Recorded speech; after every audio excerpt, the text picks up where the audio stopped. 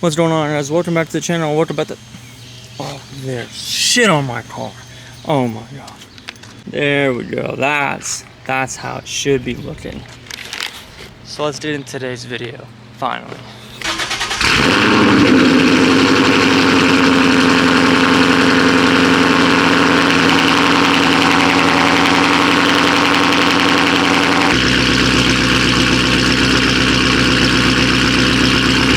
Another banger video, guys. As you guys know, every video we post is another banger video, so might as well hit that subscribe button, stay for more.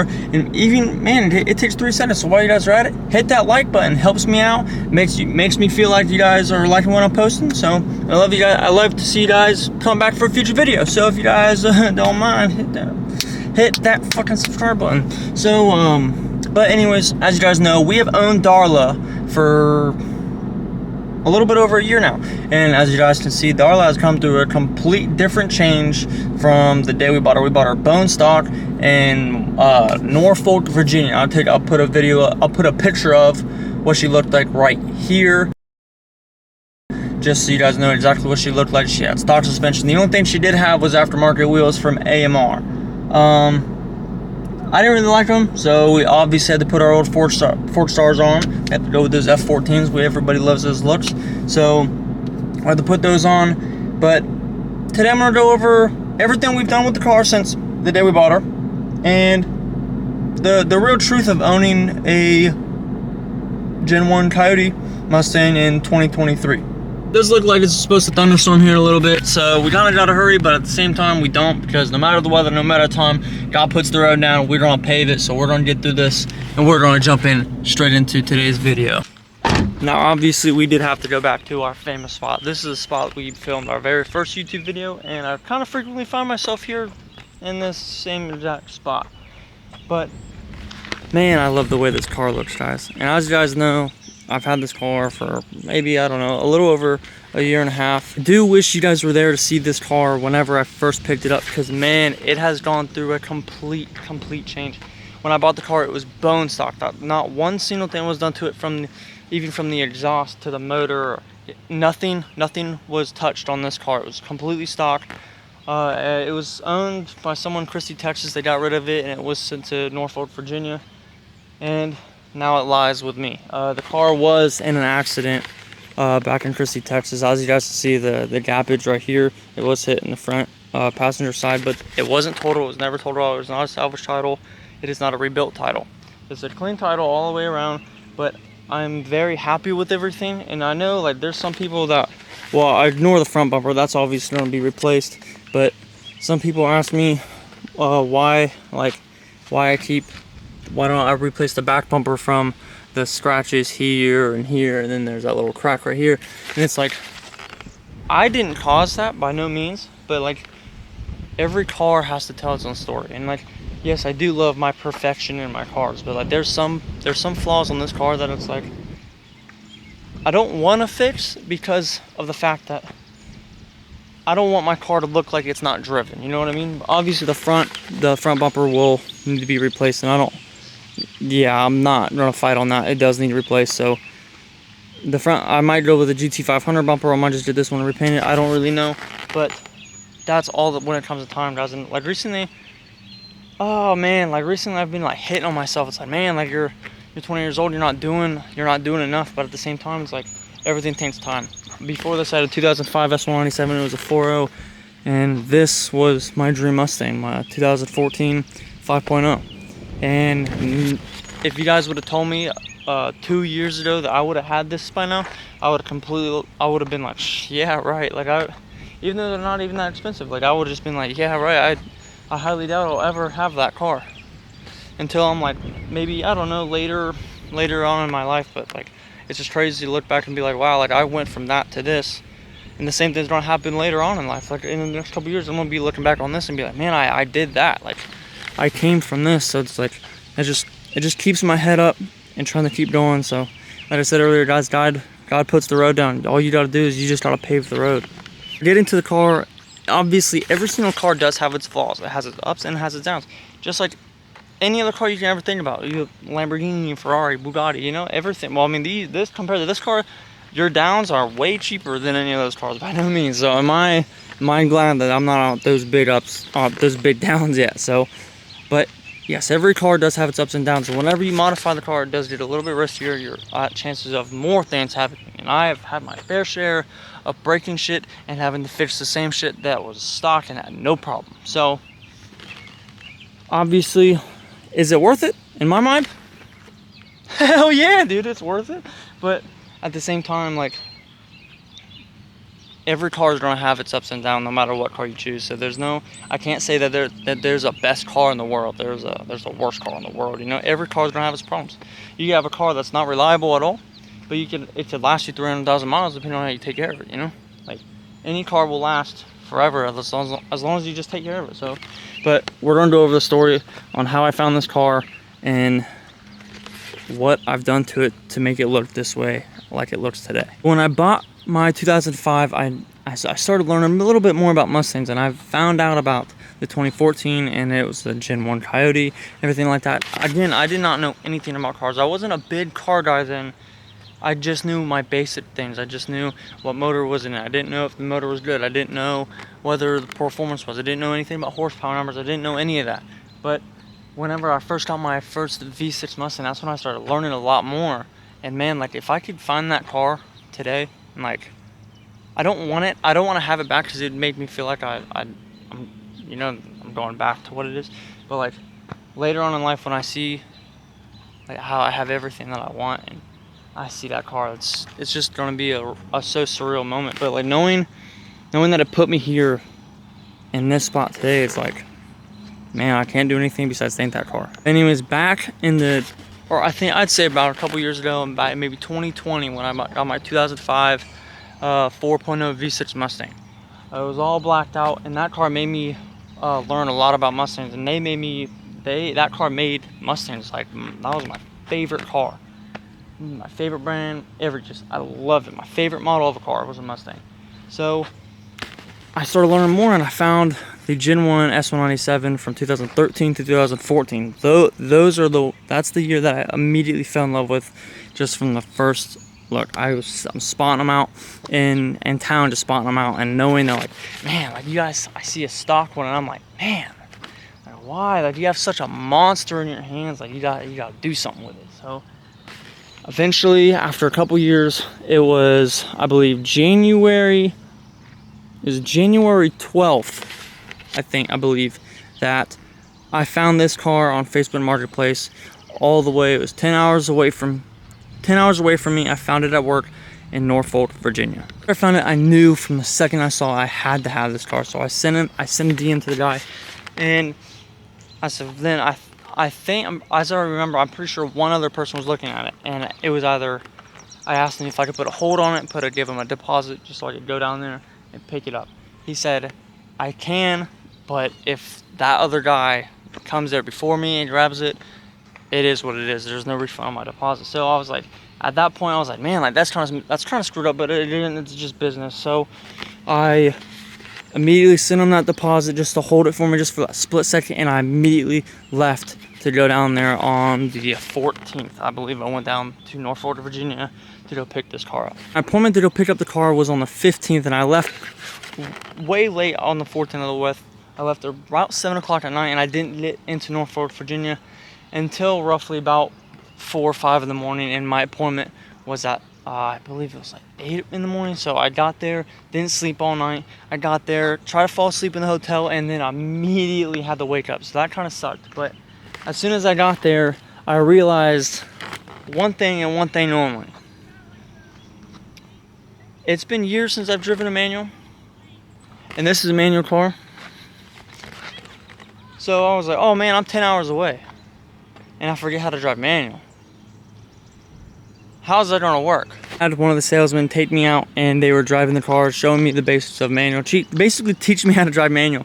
And then they asked me if I wanted to drive it, and I was like, well, I mean, I drove all this way to drive it, so I can't really say no. So I hopped in the car, and I stalled it a total of like 22 times or something like that, just on the test drive. But then after I bought the car, left the dealership, I didn't stall it once on that on that 10-hour drive home, I did not stall it one single time. Just like a normal Mustang owner, after you guys get your first Mustang, you guys, obviously, the first thing you guys attack is the suspension, because these things, I don't know what Ford plans on these cars. I don't know if they plan on the monster trucks or not, but man, the clearance on that is horrible. You guys have maybe, I believe I had a 3-inch tap on the rear and like a 3.5, 4-inch tap on the front. And it was just like, whoa. Like, why? Whoa. Like, you guys are playing too much. You guys gotta relax a minute. So we immediately had to drop the rear 2 inches and drop the front 1.6 we dropped 1.6 in the front, 2 in the rear by, I think it was SR Performance Lowering Springs. Loved them. They ride great. I had them in my old Mustang. They rode great. Well, I've never had any problem with them. They handle real well. So first things first, we had to get the suspension done. The time that I bought this car, I still did have my 2005 V6 Mustang, and it had these 4-stars on them that I put on. I bought these for my 2005 V6 Mustang. So in a way, these wheels, my V6 Mustang is kind of still with me, but I did have AMR wheels on. The day I bought this car, it did have AMR wheels on it. It was the same size, besides instead of having 20-inch wheels, they were 19-inch wheels. So I immediately was like, man, I want 20s on this car so I can have a bigger tire. At that point I swapped the 19-inch wheels, AMR wheels from this car, and put them on the V6 and put my 4-star 14s on my 2014. And it's 10.5, 20 by 10.5 in the rear, deep concave, and then in the front it's 20 by 9.5 semi-concave. So it gives it that flat look in the front, and then on the rear it kind of dips. It just kind of gives it that little caved-in look.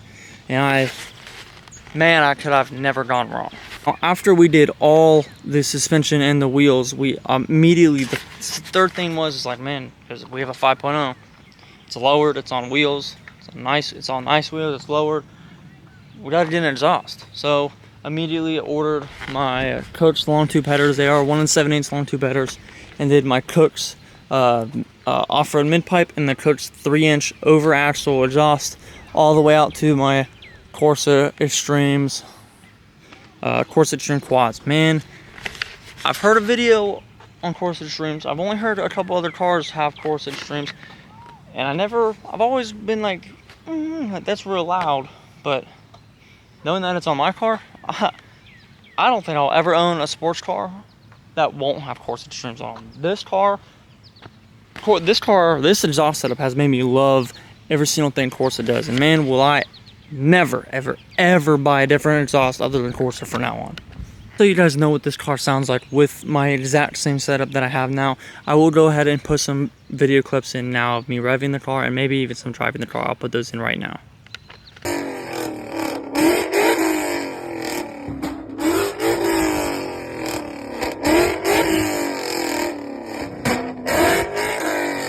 So right after the exhaust, we did end up doing, I think we ran into a problem a couple months after I did the exhaust, and the car kept backfiring for some reason. Like not like when I'm driving down the road, it would backfire, like shoot pops and cracks and everything like that. But like I'd be on idle and it just keep popping. I didn't like it, and it was just something was wrong with the car, and then it led to the problem of whenever I was driving it, it would cut power and go in the limp mode. So at first I was like, that's so weird. And like, being in my first Coyote, I didn't know, so I had to go up on forums. And what I found was the crankshaft position sensor is very, very, very common on Gen 1, Gen 2, and Gen 3 Coyotes, that they go bad. Whenever they go bad, it can put the car in limp mode, and it'll just throw up a whole bunch of codes saying that all cylinders are misfiring. So at first I did the spark plugs, that didn't work. And then I did the crankshaft position sensor, and that seemed to fix everything. I've never had a problem since then. Cosmetically, we did actually have to go to the actual side markers. They actually just kind of almost match the body paint. We had to do new 5.0 emblems with the blue dot. We have to match the blue dot with the calipers, obviously, and then inside with the steering wheel, we got to do the carbon fiber with the blue line on top, just to match it with the same blue stitching. And then we also, I was gonna show you guys the starlight, but the starlight's not even on. But we had to do a blue starlight. We have to do built headlights that we can just change the colors to. Right now, usually Let's actually put them on for you guys. We got. Usually I'm rocking with the. Usually rocking with. Don't know why it's purple on that side. Oh, okay. Well, okay. Let's do this again. Okay. Let's. Uh-oh. We might have a problem. To be completely honest, I have no clue why it was showing purple. I just turned it back off and turned it back on, and they were back to that. But this is the setup that I usually rock: is blue DROs with the white halo on both sides, just to match with the blue, just to match with the calipers, and then the white to match the sticker over here. But at the same time, the white is just to be a little classy. It looks really aggressive from the front end, and I don't know. I just like how that goes. But you know, even from owning an S197, you have to be a GT500 fanboy. So we had to do the GT500 grill deletes, and we also had to do the GT500 rear wing. And then along with that, we had to do the diffuser from Diffusers and More, because this honestly just looks like the most aggressive diffuser that's not too much. Then we had to go with the Euro taillights, and we obviously had to do the third Euro brake light, and then the shaved deck lid. So kind of cosmetically, that's really it. There's not a whole bunch done to this car. It's not full bolt on E85. It's none of that. So soon it will be. Well, it is full bolt on, but it's not on E85 yet. That's what I should have said. But here very soon we will be going to E85, and I've not been more happier, because I've been talking about it for so long, and I finally can have it planned out now. Guys, like I said earlier, owning this car for about a year and a half, a little bit over a year and a half, it does come with its ups and downs, just like I said a little bit ago. It did go in limp mode a couple times. I couldn't figure out why. It was driving me crazy. So I finally found out. Right now the oil pan, is short. That's a long story, but we're not even going to get into that. But it's now, I have to fix the oil pan. I have to do a whole new oil pan. And the thing that sucks about that is now you have to drop the K-member. You gotta jack the motor up a little bit, and that's far out of my capability. I'm not going to do that. So I'm going to get it to shop. It's $900 to get it fixed. So that kind of blows, but you know, you got to keep up with the maintenance on the car, guys. I have taken this car on trips. I forget where we went to go pick up Dylan's car whenever he had his Mustang. But it was like a 6-hour drive, and we took Darla on that trip, and she perfectly fine. Perfectly fine. I've never had a problem with this car, guys. It drives fine. The ride quality is amazing. The sound of it is amazing, and I've raced it. I've never had a problem with it. In the span of this year and a half, this car, I believe, has probably been put through more hell in its life in this 1 year and a half than it has been since it was made. So I give definitely props to this car, because it's a champ. At the end of it, it all does come down to maintenance, and you can beat the piss out of your car if you want, but it just, at the end of the day, it does go together with how you take care of your car, I guess. I don't know, but I mean, I take good care of it. I love this thing. It's my baby, but at the same time, she needs to be put through hell a little bit, you know, or else it ain't my car. Like, it needs to be able to tell a story. Even though I didn't do any of the damages that are on the car, it just tells a story. To be completely honest with you guys, the honest to God truth on a Gen 1 Coyote is, like, if you guys should buy one in 2023, that's a big question, because obviously I would, just because it's the last real Mustang year that I think is out. But now you got the Gen 2s out, you got the Gen 3s out, you're getting ready to have the Gen 4 S650s out. Like, this car is outdated for what it is. And honestly, like, if I were to go back and it was current and I was just now getting into a Mustang and I was just wanting, I'd probably wait for a Gen 4 just to try it out. But at the same time, I'd probably go hop into a Gen 2, to be honest. But at the same time, this will always be the biggest landmark for a Mustang. This will always be one of the biggest landmarks for a Mustang, and no one can ever change that. For a year and a half of ownership, I can't complain. This car has been just amazing, all across the board. It's like 10s all the way across the board. Like, there's not one single thing I can complain about on this car. I love driving it. I drive it almost all the time. yeah, like there's nothing really to complain about. You guys are in a Gen 1 Coyote. Like, come on, man. You guys are in a Gen 1 Coyote. Like, you guys have the most raw power out of all generations. It's just raw power. It's not comfort, it's not luxury. No, you guys got the raw power. You guys got the raw feeling. You guys got everything.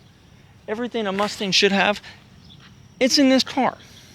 So why would you want to get rid of it? Again, at the end of the day, guys, I do think about things like, what if I would have got this and that? But I don't ever doubt myself on buying Darla, because Darla's, in the end, this is exactly what I wanted. So after a year and a half of ownership, I can gladly say that I've never looked back.